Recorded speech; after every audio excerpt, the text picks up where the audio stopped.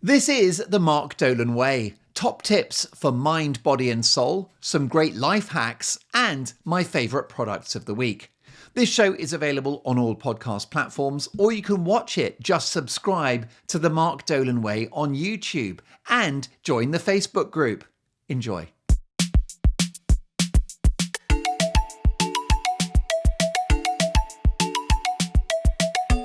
Hello and welcome to the show. I hope you are very well. Know your value. The wrong people have a very high opinion of themselves, an inflated opinion of themselves, and they are overvalued, but they do very well in life. And a lot of the brilliant people are undervalued and they don't fulfill their vast potential. So it's important for you to understand that you're the one that sets that price value on yourself, the share price, if you like. So what I want you to do is have a think about your many attributes, your many strengths, professionally, and also in your private life, relationships, friendships, and set your value as high as you can, because most people tend to undervalue themselves. And the issue is that if you sell a message that I'm not really worth it, I'm not that great, if you're too self-deprecating, if you undersell, then people will underbuy. You will never get what you're worth. Know your value. So I hope things are good with you. Very excited because today is Toilet Tuesday. I'm aware that you'll be listening to this podcast at different times of the week. I think this one drops on a Sunday, but it's currently, as we speak these words, it is Tuesday. And I have Toilet Tuesday every Tuesday. Now, what is that? Well, we used to have a very nice lady that came and cleaned. She was a cleaner. I've never been the biggest fan of a cleaner. And the reason why is I just like having my home to myself. I don't like somebody that isn't a member of the family or a friend in the building. I don't know why. I think it could be I grew up above a pub. And therefore, my parents employed amazing bar staff that were just fabulous people. And really, they were like friends. But I kind of got used to, we'd all be having dinner and stuff. And then someone would sort of come up and they need pound coins, or the Foster's has run out, or maybe the ice machine is broken. And there was just that blurring between private and public. And so once I became a grown adult and then had my own place, I really just enjoyed. It was a novelty for me. This would sound strange to you, but anyone that's listening that's lived above a shop or above a pub, or just, if your home is also the business, you'll know what I mean. You'll relate to it. I love the quietness, the privacy. And so therefore, for me, if I sort of wake up and somebody comes around and they're doing the cleaning, I'm very polite. I'm too polite. I'm like, morning, how are you? How's the family? And then there's like a really long chat because, I am interested in people, and I hope I'm polite. And I'm just not able, it's not my nature to just let someone come in and just not speak to them. Do you know what I mean? I couldn't do that Tom Cruise thing, allegedly, of no eye contact with Mr. Cruise. That's a theory, isn't it, about, or the rumor about some Hollywood stars, that it's in their contract that the crew are not allowed to make eye contact with them. I don't think I'm that bad, but yeah, I will inevitably, if someone comes in, whether it's the guy checking the gas meter reading, if it's a builder, if it's the electrician, whatever it is, whoever comes in, then they're going to get a show. That's obviously my weakness. I'm a people pleaser. So if I have a cleaner, I'm going to be pleasing the cleaner. And when I'm at home, I honestly, I love to withdraw. If I'm on my own, definitely, I just love the silence, just being still, drinking tea, staring out the window, maybe put the radio on or a podcast. And that's it. So therefore, I've never been the biggest fan of having a cleaner. And then also, obviously I feel a bit bad because with this advice, I don't want to put cleaners out of work. Okay. They do a brilliant job in offices, in homes. You might be lucky enough to have a big home, which has a lot of rooms and just a lot of maintenance. You might have millions of kids and both you and your partner are working full time, really, really long hours, and the kids are making a mess, if there's someone to come in once or twice a week and just make the beds and vacuum the living room, I understand, it's great. So I'm not going to say that the cleaners thing is bad, but it isn't for me. I do not live in a vast, sprawling mansion. I'm lucky enough to be able-bodied. It is in my gift. I'm able to clean my home. Okay. So what happened is, hilariously, our cleaner left us. I think we paid a very fair rate, and actually we upped her salary. But she just said, I've got too many clients. I think she wasn't that happy with where we lived. It didn't really fit her circuit. So we basically lost a cleaner. Fair enough. And I convinced my superior better half, can we not recruit another cleaner? A couple of reasons. A, the privacy stuff, that I like having the place to myself. Secondly, the cost. It adds up. You know, at some point, maybe I'll take a note of this, by the way. There's a book, and I think it's called The Compound Effect. And it's about how if you make little economies and you save small amounts every day, it adds up to an absolute fortune. We'll do a special on that. I've just written it down.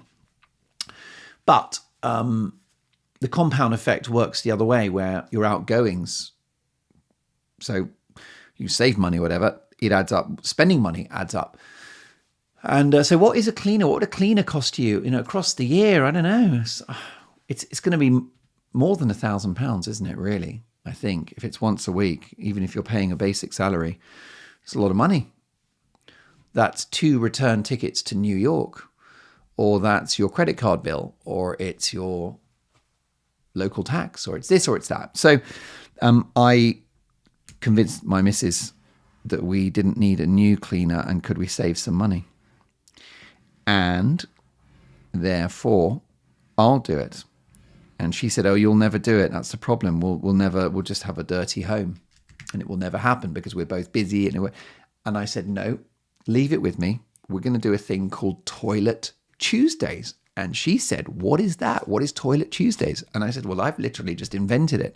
I like it because it's alliteration. It's TNT, isn't it? Toilet Tuesday. It's upbeat. And what I do is every Tuesday, it tends to be a day where I'm less busy.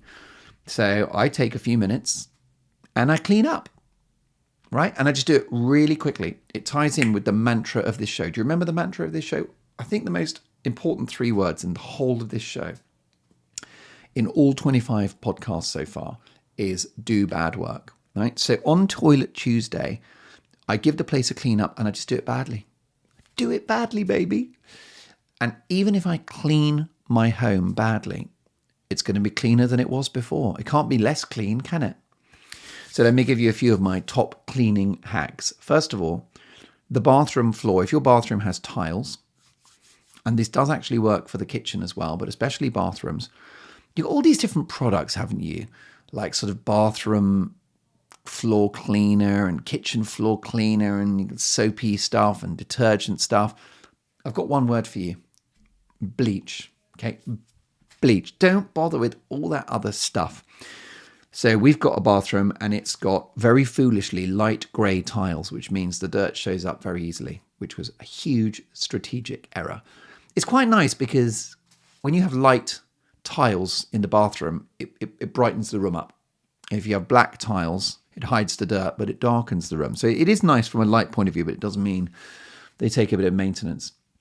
So all you do, it's so bloody simple. What I like about bleach, it's very cheap. You can get a litre of the stuff for £1 in this country.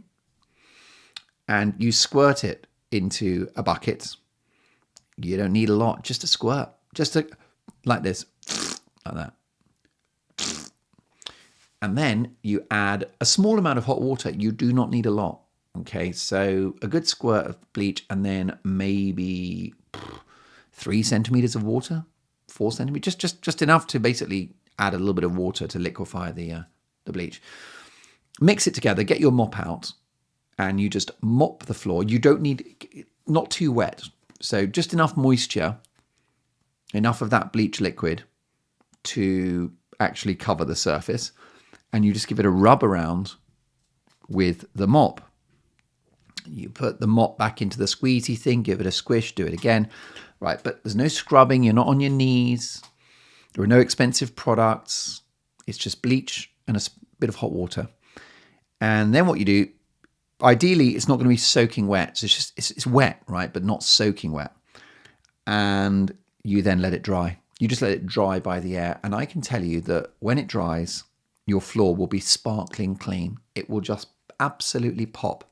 And the reason why is because the bleach, not only does it kill all the disgusting, yucky bacteria and stuff like that, but it brightens surfaces. And it's a tremendous thing. So there you go. That is the bathroom solution. And it does work, depending on, obviously, check the kind of tiles you have that they're not going to be damaged by bleach. But we've got very nice, they're a sort of Italian tiles. You know, it's good quality stone. It's not rubbish gear. It's good. It's good. It's good. It's hot stuff. It's good quality. It's not your old rubbish, but do check, obviously, because I don't want you to ruin your floor. And that was my advice to you. But anyhow, that's great. Similarly, in the kitchen, that'll work as well, depending on what sort of floor surface you've got. And the other thing that I really recommend, so we've got wooden floors in the kitchen, and this would work for delicate tiles. And this is so easy. You don't even have to mop, okay? What you do, the wooden floor. In fact, the mop is not a good idea, but obviously don't let bleach anywhere near a wooden floor. The problem with mopping a wooden floor is that it's wood and the mop is water. And when you put water onto the wood, it's going to affect the wood. It's not good for it long term. It's going to sort of go into the wood a little bit, swell and then shrink and all that stuff. So I wouldn't recommend that. No water. I have this mirror spray. Actually, I'll be honest, it's an all surface spray called Method. And I've recommended it on the show before. But you, obviously, this is an international global show, so you're going to need to find your own equivalent. But anything that works for windows or glass is really good, because normally those products contain a bit of vinegar or something like that. Normally, they're not sort of going to be toxic. They won't have bleach in or anything like that. And what you do is you take your window or mirror cleaner and you spray it onto the wooden floor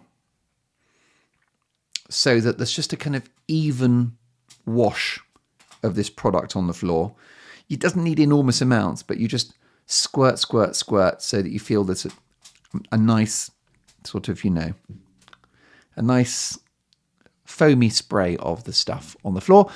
And then what you do is you get a towel. And if you're feeling energetic, you get on your hands and knees and you just rub the stuff off with the towel. So you basically you clean the floor with the towel.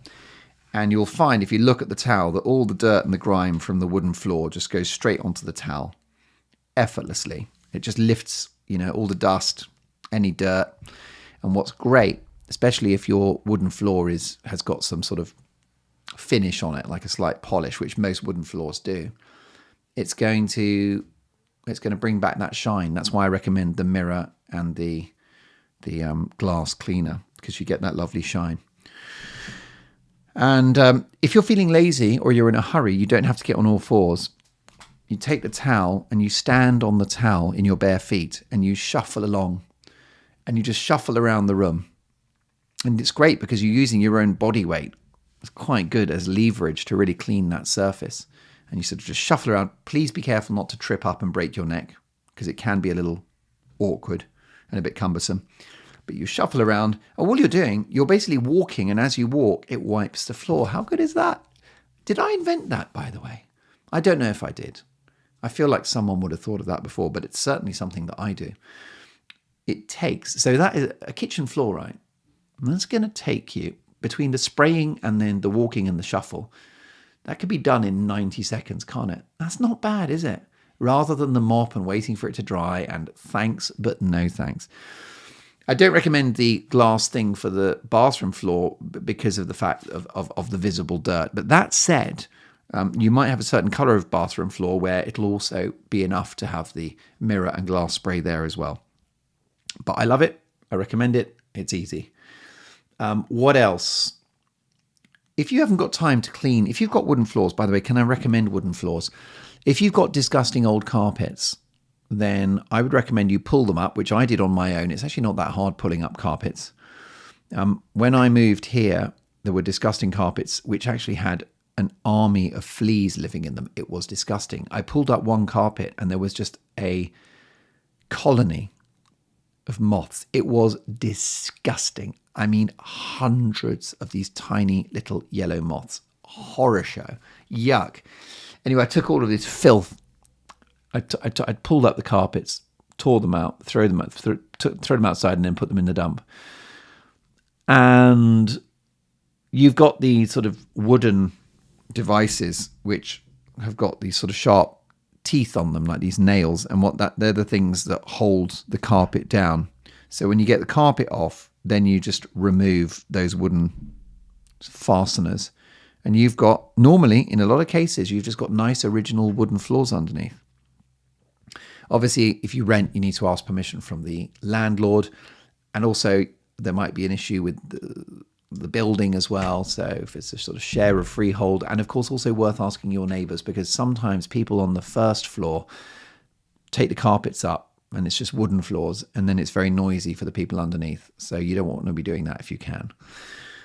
And then what you do is you go to your local hardware store and you rent a hand sander, and you get a mask and you goggles as well, and you just go around and you sand your floorboards. There's nothing to it. It's quite amazing. And then you can just buy some simple varnish. And, you know, I'm a great believer, I might have mentioned this before, that when it comes to jobs around the house, anything I can do, I will do, right? So I'm not an electrician, I'm not a plumber, so I can't rewire, I can't fix the toilet. But I can sand a floor. It's a machine, you turn it on and you just rub it along and you've sanded it. So if you're feeling brave, why don't you try that? It's really fun. It's very rewarding. Every time I look down at my floors now, I feel a sense of pride, a sense of achievement. And I've sanded those floors. So I probably saved £1,500, maybe. Not bad, is it? That's free money in your back pocket. Have a think about that, by the way. Any jobs around the house, anything that you think you can do, just do it. My motorbike was getting low on oil, right? So it needs a service. And of course, I've got to get that done. But it just occurred to me, well, I can buy oil. They don't, the garage don't have a monopoly on oil. If it's running low on oil, what it needs is an oil change. But for now, I can buy oil, which cost me £5. And I'll put that in the motorbike, and then the motorbike's going to run. They don't have any magical solution in the garage. So always think about that. Companies that charge you for things, have a think, can I do this myself? So you get these food delivery firms and they say, oh, we'll send you food and it will have all the ingredients you need. That is the biggest scam ever. So they come around like, subscription thing, and they're taking a lot of money off you every week. And there's like a little chicken breast, and there's some spring onions, and there's peas, and then there's mashed potato. And it's like they've all in these little stupid portions, and you've got air miles, and then they've had to deliver it. Plus they'll have made it in a factory somewhere, won't they? And the packaging, of course, it environmentally doesn't make sense. But also, you don't need to do that. Just do it yourself. An amazing thing that I discovered in a farmer's market. Again, by the way, I feel really bad because a lot of my advice involves not giving business to people and saving money. But I think you'll agree at the moment that's not a bad thing. So, farmer's market had this very nice sort of salmon, what would you call it? Salmon spread. There you go. Like a sandwich spread. And it was so delicious and we were hooked on it. Salmon and dill. Yum, yum, yum. Anyway, it was very expensive. I'm always looking to economize. And I just looked at the ingredients. And the ingredients were cream cheese, dill, lemon, salt and pepper, a splash of extra virgin olive oil. Ridiculous. There's basically, you look at the ingredients, I've got access to those ingredients, so now I just make a pot of that myself, and it's lovely, and I don't have to buy it anymore. Oh, I think a little bit of spring onion as well, but not too much. And of course, you don't have to stick to the exact recipe, do you? But that's it. So anything you think you can do, whether it's cooking, whether it's building services, whether it's a cleaner, have a think, can I do that myself? Okay. And you'll find you'll save a lot of money. Plus, it's rewarding. It's rewarding doing these things yourself. The other thing is that it's nice to... I call Toilet Tuesday because there's a sense of occasion, right? First of all, it's a reminder. It's a little signal, isn't it? There's that very good habits book by James Clear called Atomic Habits, and we did a special on that a few episodes ago. Do check it out, where I explain in detail his ideas. But one of the things he talks about is to have little reminders of your habit. So let's say you wanted to learn Spanish, then you'd have the vocabulary book just, I don't know, on the kitchen table, so that when you come down in the morning for your coffee, it's like, oh, there's the vocab book, and it reminds you, and it removes a barrier from not doing it, basically, you know. So that's great, right? And what Toilet Tuesday does is there's good signaling there, because it's the toilet, it needs to be cleaned, and it's Tuesday. So when Tuesday comes around, I feel like, well, it's Toilet Tuesday. NGL, that means not going to lie. It's the first letter of each word, one after the other. I have sometimes done Toilet Tuesday on a Wednesday or a Thursday, or even a Sunday, because of a busy week and you don't get round to it. But as a general rule, Toilet Tuesday does happen on a Tuesday, and it's commitment. The other reason why I like the idea of Toilet Tuesday is because it's upbeat, isn't it? It sounds fun. Who wouldn't like to be involved in Toilet Tuesday? Maybe invite friends around and can all sort of stand on towels and shuffle around. Wouldn't that be good? Squirting bleach at each other. Come on, let's have a hashtag bleach party. So if there are things in life that are a bit annoying, like cleaning your home, why don't you frame it in a positive, exciting way that makes it fun, like Toilet Tuesday? Maybe you need a reward. So every time you do Toilet Tuesday, you've saved £20, £30, £40 on a cleaner, and maybe you take £5 or £10 of that and you just treat yourself to something because of Toilet Tuesday. Would be a nice thing. Or my son, when he was younger, we needed to encourage him to read, and I would read to him. And so my mum, who I love very much, and she was perfect and is perfect, but she made reading sound like a punishment. And she'd say, go to your room and read a book, right? That's not good messaging around books and reading, is it? So with my son, I kind of learned from that. And I would say to him, hey, by the way, I probably won't reveal. It's not fair on them revealing their names. So shall I call my two sons Elton and Bernie? The eldest is Elton, the younger one is Bernie. And I said to Elton, I said, oh, at 7 o'clock tonight, let's go upstairs and let's have a reading party. And he said, what's that? And I said, we get all the books out. We just choose our favorite book and we just have a reading party. And it's a party with books. Now, this is amazing manipulation. It's the power of language, isn't it? But he's like, oh, I like parties.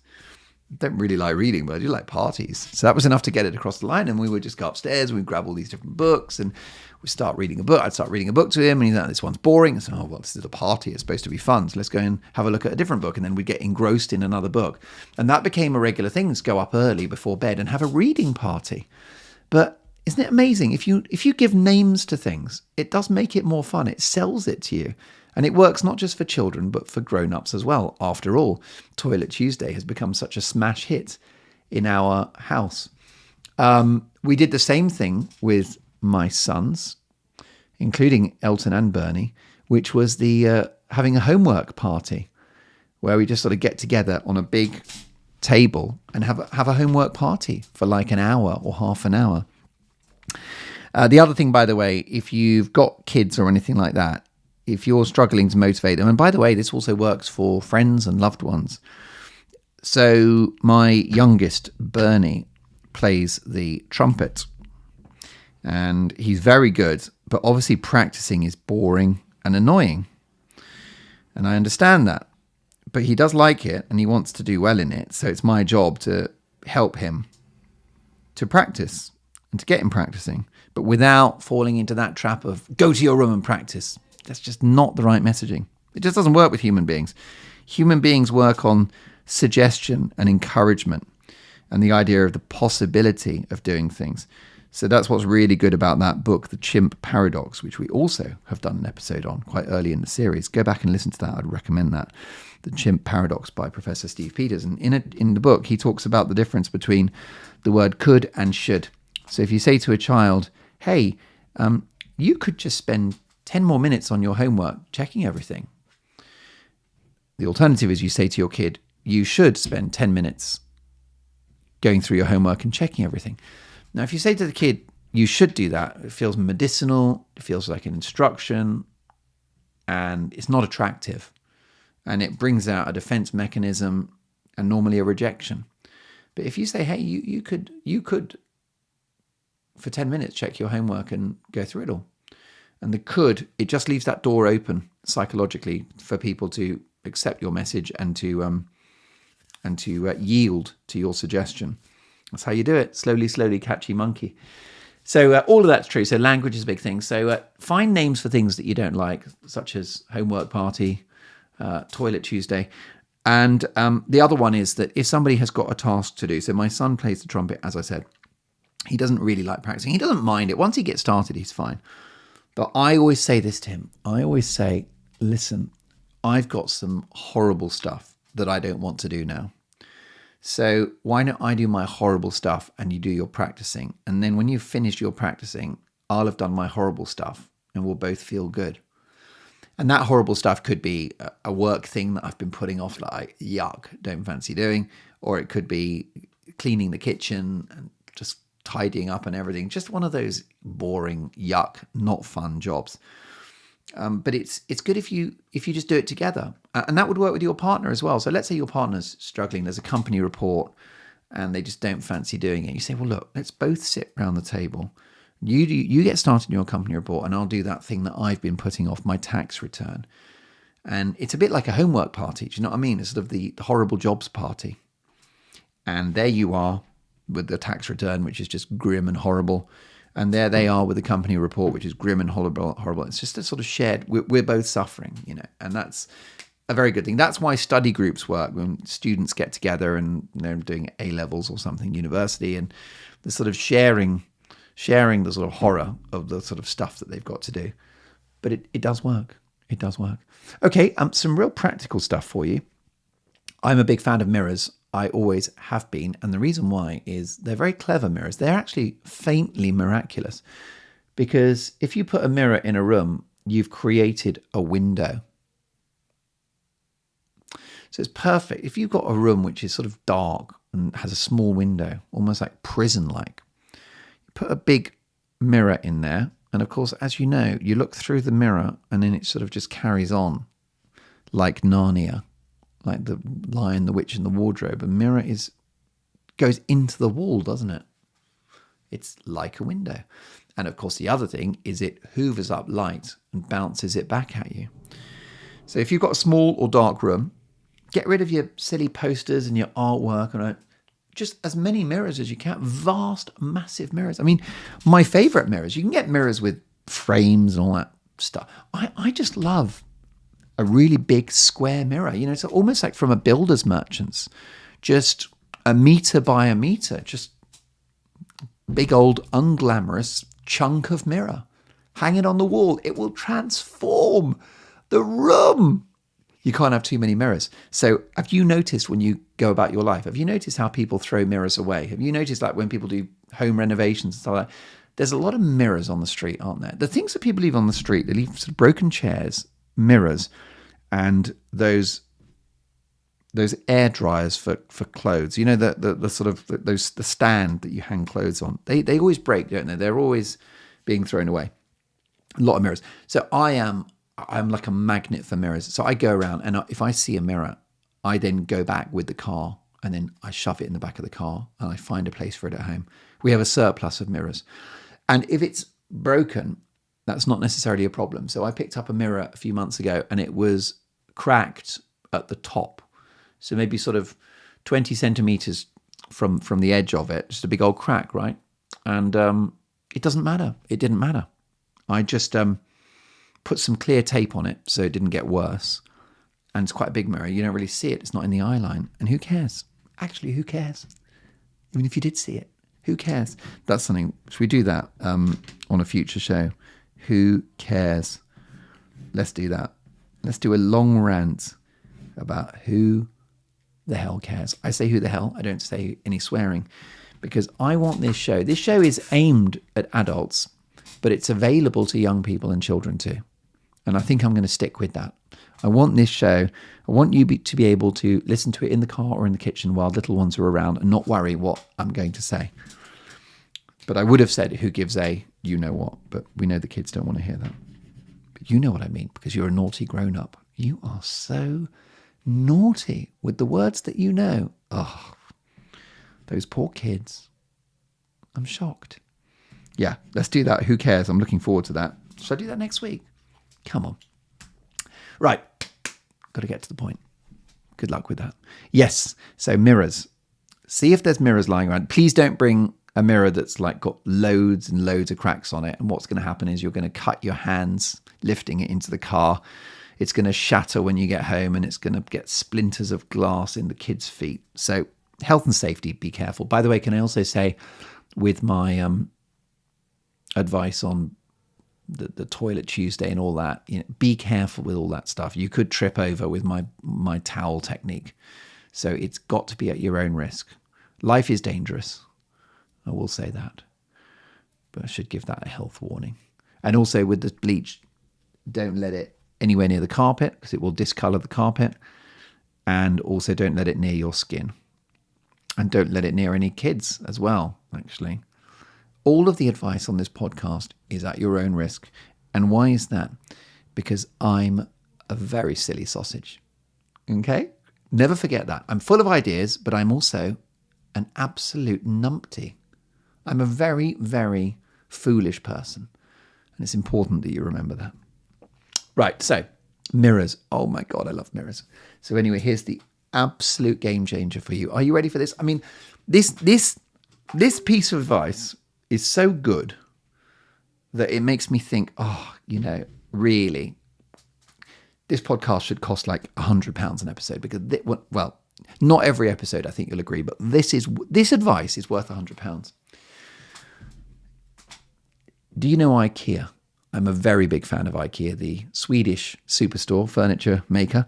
I like IKEA because what they did is they democratized home furnishings. When I was a child in the 80s, things like tables costed £1 million. I really mean it. Sofas, tables, beds. It was a lot of money. It was hundreds and hundreds of pounds. I remember my parents in the mid-80s, maybe early to mid-80s, they bought a bed for £1,000, right? In the 80s. Right? And they were not rich people, but it was like a really good bed. And it's like, well, it's a big investment, but it's our bed. We're going to sleep in it every night. And I must say, they have had that bed for about 30 years, right? So they've got the money back. But can you imagine how 1,000 would be a lot now, wouldn't it? Imagine how much that was in the 80s. And so now you can go to IKEA and you can buy a bed for £150. In fact, there's a really good bed frame at the moment, a wooden bed frame, double bed frame, and I think it's like £29 without the mattress. What the hell? I can't believe it. So I do love, I've got to say, I love IKEA. I love how cheap it is. They're actually quite good on the environment, about sustainable and all of that. And so I find their stuff lasts, actually. It's not bad. Might have mentioned to you this before. This is controversial, but if you've got IKEA furniture, if you're absolutely certain that you love it and you're committed to it and you're worried about it sort of falling apart, you can assemble it and use wood glue as well as the actual nails they give you and the screws they give you. You can assemble it with wood glue plus the nails, and then that is it forever. But the only problem with that is you can't disassemble it or recycle it. So you've got to be sure that this is a forever bed. But it's not something I've actually ever done, but I can't say that I would rule it out. I wouldn't rule it out if it was one of those IKEA tables that I love, but just relentlessly wobbles. At that point, I would press the nuclear button and go for the hashtag wood glue. So you go to IKEA. And IKEA, by the way, the reason why, if you noticed, I don't talk about a lot of shops because we're all over the world and you may not have this product or this shop. But I'm hoping a lot of you are within reach of an IKEA. And even if you're not, make a trip of it one day. Have a road trip and go to an IKEA. Even if it takes 3 hours to get there, it'll be worth it. I love that shop. I'll be honest with you, for me, IKEA is such a great place to be. You could almost raise your kids there. Do you know what I mean? You could literally just sire a family at a big IKEA. It's got that amazing cafe with the meatballs, the unlimited coffee, the Swedish coffee. What's that all about? And unusual jam made with berries only available in the Nordic countries. It's a real Scandinavian jam. These magic IKEA berries, probably genetically modified. Flat pack berries. And the salads. And, oh my God, I love IKEA. The biscuits. Got this lovely cordial, again, made from magic Swedish berries. Swedish beer. Have you noticed something so exotic? You know, you go to IKEA and they've got these 4 packs of this sort of Swedish beer, and it's probably in Sweden. It's probably like the worst beer ever, but it's just got a foreign language on it with Swedish words. And there's a word that looks a bit like beer, but it's kind of beer. You know, and you're like, I think that's Swedish for beer. Can you tell I'm a linguist, by the way? Yeah, the novelty of it is something is quite hard to get over. That's why I'm obsessed with foreign supermarkets. Wherever I travel, forget about monuments and great, sort of landmarks and stuff. I'm like, get me the equivalent of Tesco in Barcelona, and I am all over that like a rash. See all the different products with Spanish words on it, and it's just like, what a journey, what an excitement. This is what I came here for. I don't need La Sagrada Familia, which has taken 200 years to make by the genius architect Gaudi. Give me some unusual sort of fish paste from a Spanish supermarket, or unusual new manifestations of biscuits that only the Spanish could think of. I love it. Spanish coffee, and yeah. I'm not really, I think I could instinctively be a shopaholic, but I've really scaled it back. And I mentioned in a previous show, the power of window shopping is actually very satisfying. And the other thing I said is, if you find an item, like let's say you see a shirt that you like, what you do is you leave the shop, and if you're still thinking about it 24 hours later, that's when you buy it. And you'll find that 80% of the time, you're not thinking about it 24 hours later. And I've saved you a lot of money. And if you are thinking about it 24 hours later, that means you were supposed to have it and you were meant to have it, and you're going to love it. Thank you. You're welcome. So you go to IKEA and you've got your meatballs and you've got your unusual jam made from magic Nordic berries. So they have these wardrobes, okay? And you buy the wardrobe in bits, right? So you got the wardrobe bit, and then you have the door. And there's 2 types of doors. There's just a wooden door, I think, with maybe different finishes. I think there's like a wood finish, and then I think there's just a white kind of composite, just white door. And then you have a mirror door. And the mirror door comes in 2 heights. One is maybe about almost 6 foot. And then there's an extra long mirror door, which is going to be more like 7.5. Actually, I've got one right here, so let's see. Maybe 7.5 feet. In fact, I'm going to do something outrageous. I'm going to show it to you. We never do this, do we? But we should really. After all, this is on YouTube. So if you're watching, let me just show it to you without messing up the recording. The powers of my magical. Can you see that? I'm really bad at camera work. Wait a minute. It would help if I unplugged that. All right, let's go over here and do it properly. How are you? Bit of action for once. Who knew? Right. seeing behind the, what's it here? Wait a minute, why am I struggling with this? Oh, there it is. Is that it? No, where is it? I've gone mad. Yeah, this is... Yeah, there it is. So that's the top of the mirror. And it goes all the way down. Kind of would be helpful if I did a zoom out, wouldn't it? Maybe if I can't see you now, but does that give you an idea? So that's the whole thing.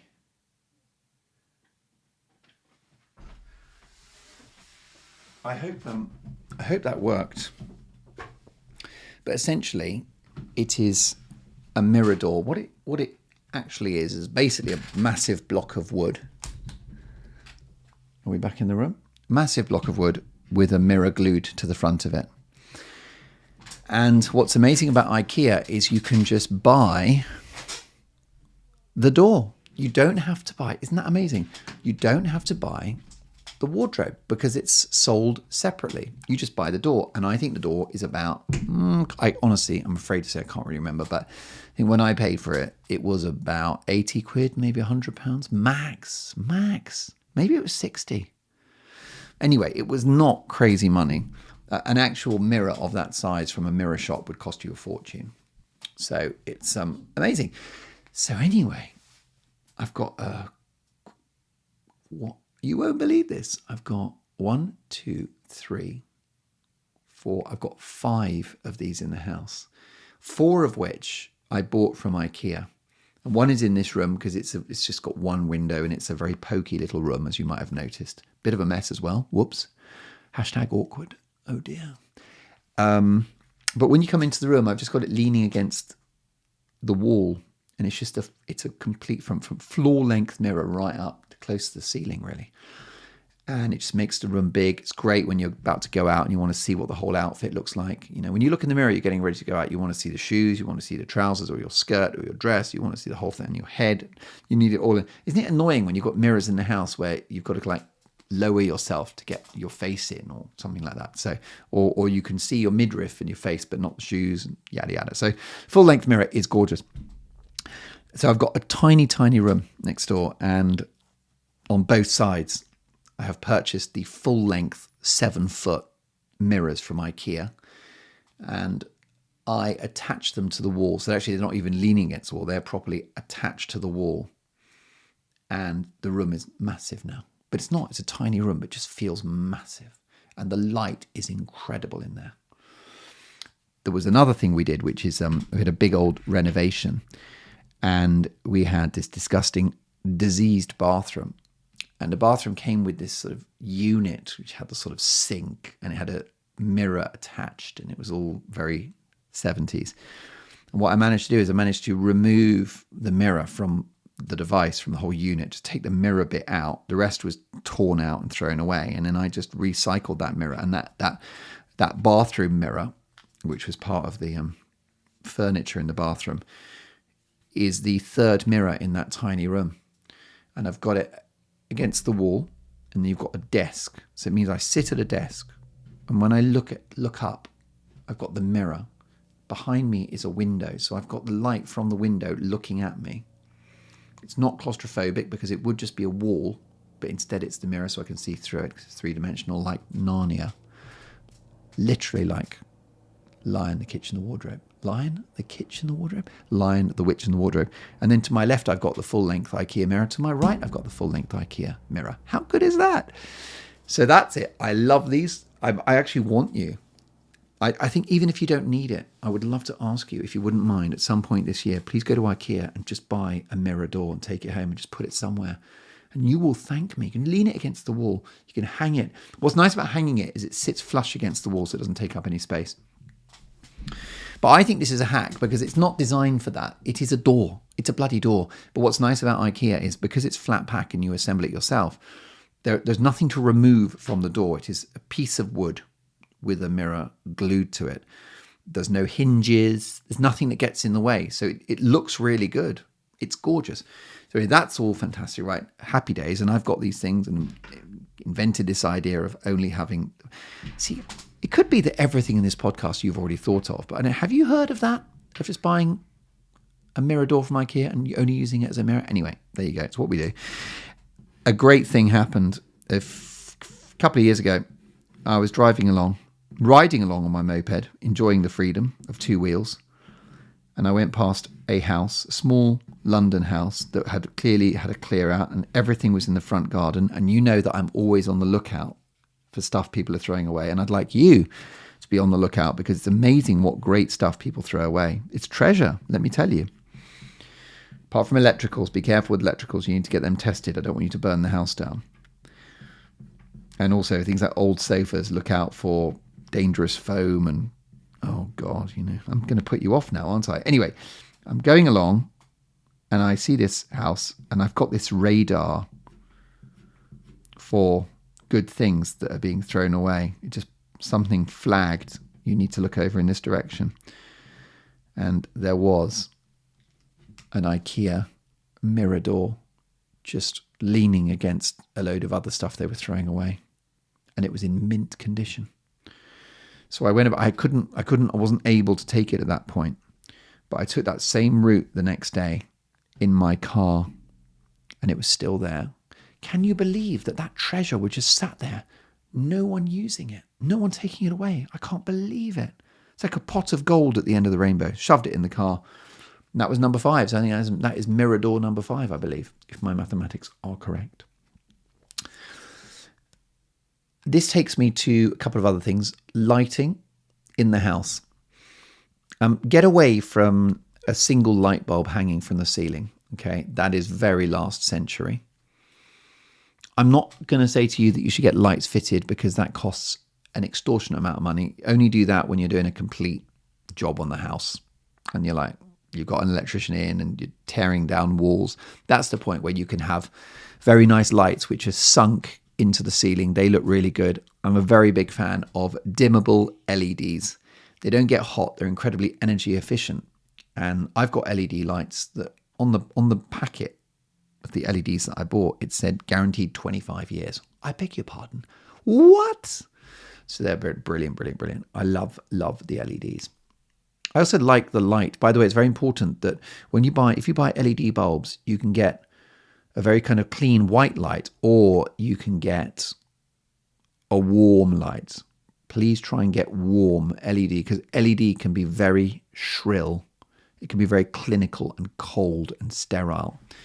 Very good friend of mine did amazing work on their place, but the lighting, it was cold LED, and it ruined the place. I mean, I would say ruined. Really nice kitchen, open plan kitchen, spilling out into a garden, lovely place, very nice. But a cold white light. It was so bad in the evening. It was all in this sort of kitchen living room with this sort of bright Gestapo pale light.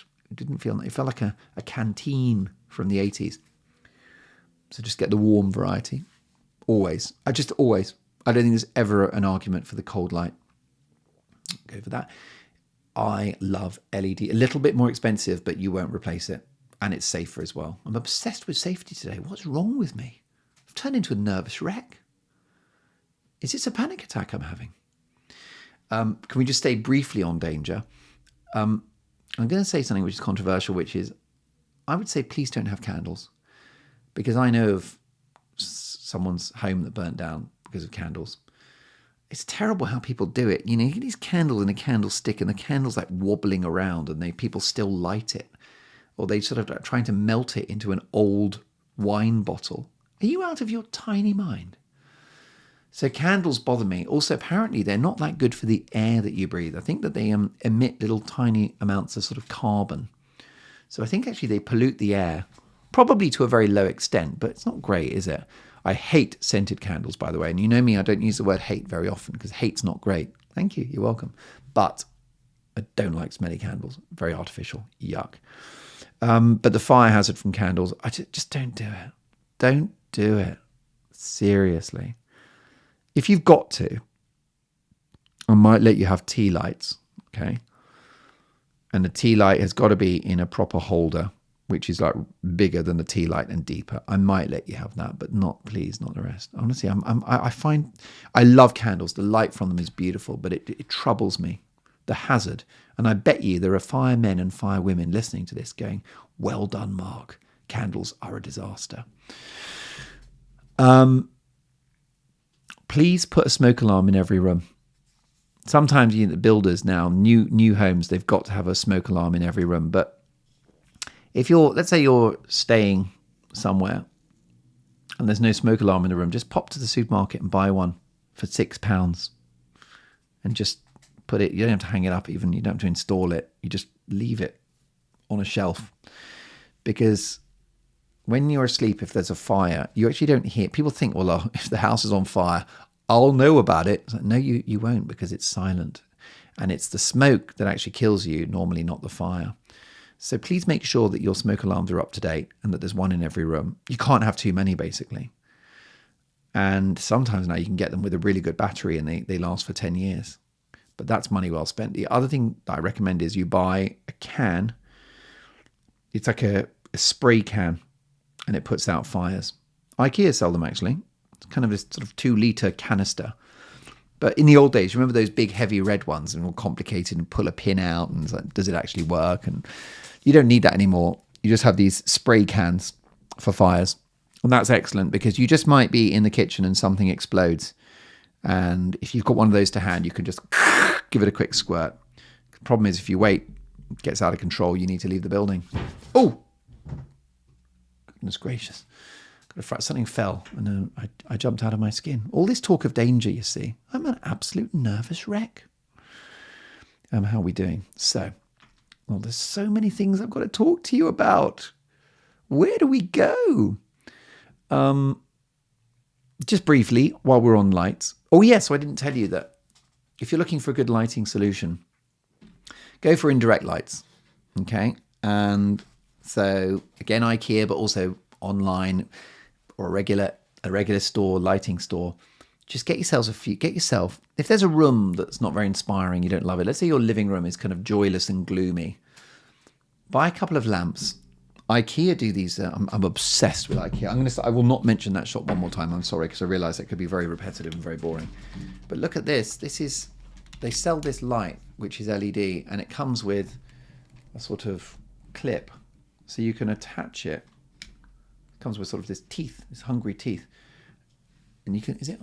Oh, there you go. That's good, isn't it? I've just switched it on for our viewers on YouTube, and it's so nice. You can just attach it to the end of a table. You can put it on a door. You can hammer a nail in the wall and just attach it to the nail. But indirect lighting in the room. So get rid of that light in the middle and just a couple of side lights. Switch them on in the evening and it will just feel really cozy and really nice. Maybe sort of shine the light up against the wall or something like that. That's really good. The other thing you can do is buy a couple of lamps. You could get like a table lamp, or you could get one that stands, or one of each, or a clip one. And then why don't you buy a different coloured light bulb? You can get these very nice filament ones, which are even warmer than a warm LED. They're almost like amber. They create a great light, and that gets very, very cozy. It's very nice. Or even a red or an orange light, or kind of a dark yellow. And it will change the atmosphere in the room and make you feel very, very good. So have a think about lighting, play with lighting, and be your own lighting architect.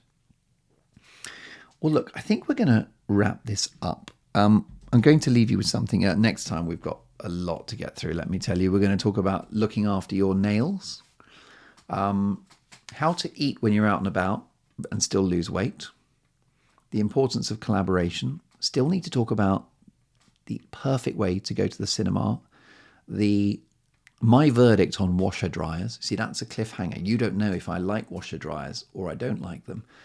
And that's subtle pressure from me to come back next time and I will reveal whether or not I like washer dryers. Plus, your own tailoring, how to be your own tailor. You're welcome. And other bits and bobs. But so we've got all of that to come. But let me leave you with this. Good is good enough. So perfectionism is overrated. It creates false expectation. It's not sustainable. It's exhausting. It's costly in terms of time and energy. It's not very efficient. So good is good enough. So let's say you're working and you are on a sort of work project. Yes, you're going to give it your best shot, but you're not going to work 27 hours and make yourself ill. Is this satisfactory?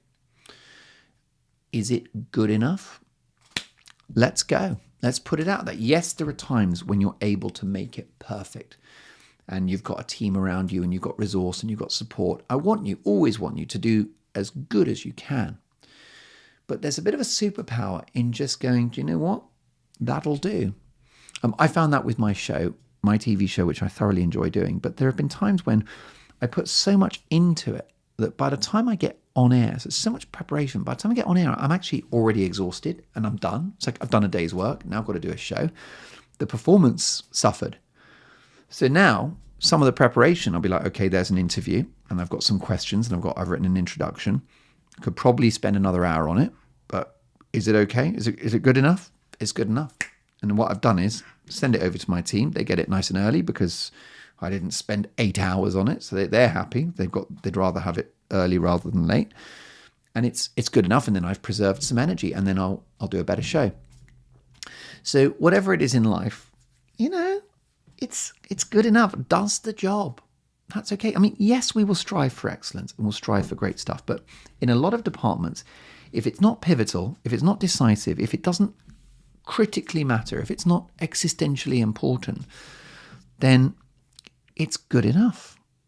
Okay. So let's say hotel. Let's say that you are staying in the Bahamas. Beautiful place to be. Let's be honest, the main reason you're in the Bahamas is the sunshine, the food, the locals, the culture, the landscape, the swimming, and being on holiday, right? And then the hotel is like, there's a better hotel called the Excelsior, but it's a lot of money. And then there's another hotel called the Hotel That'll Do, right? It's the That'll Do Hotel. And that hotel is good enough. It's good enough.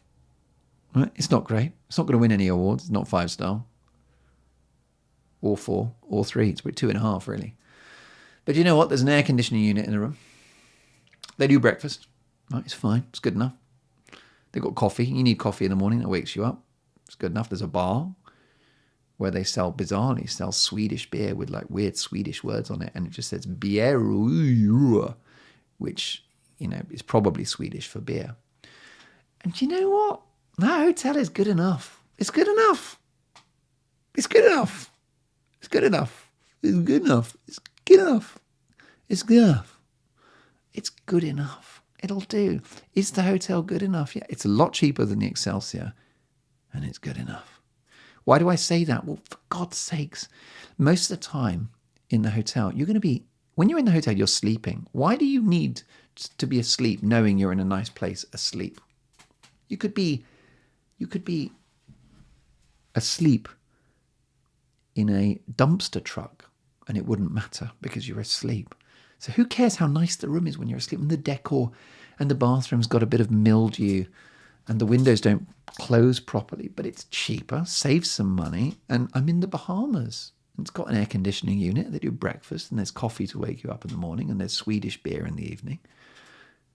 Bjäru. Ooh. What's not to like? Do it. Do it, do it, do it. And that is a good thing in life. Just occasionally, you're renting a flat. It's the right place, not the perfect location. It's good enough. It will save you a lot of grief, save you a lot of time, a lot of energy. And you can decide which battles to fight, which things have got to be perfect, which some should, like a relationship, like a big investment, like, a home, whatever. Let's imagine you're buying a property. I don't think good enough is quite right for buying a property, is it?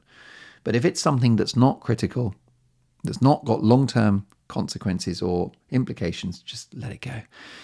People spend ages when they're going on holiday and plan their holidays in really fancy places. And then, it's like, was it really worth the money? And I could have gone to a hotel that was good enough and I'm still in the Bahamas.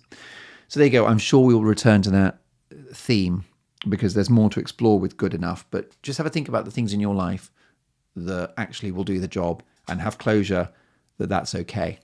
Embrace that, own it, and let some of the things in your life be good enough and appreciate them. Value them for being okay. Does the job. So much easier. So much less stress. Can I hope and wish you, what does that mean? Can I wish you a lovely week? I'm going to miss you, and I cannot wait to see you in 7 days' time. Go crazy. Know your value. Good is good enough. See you in a week. Big love. Bye-bye.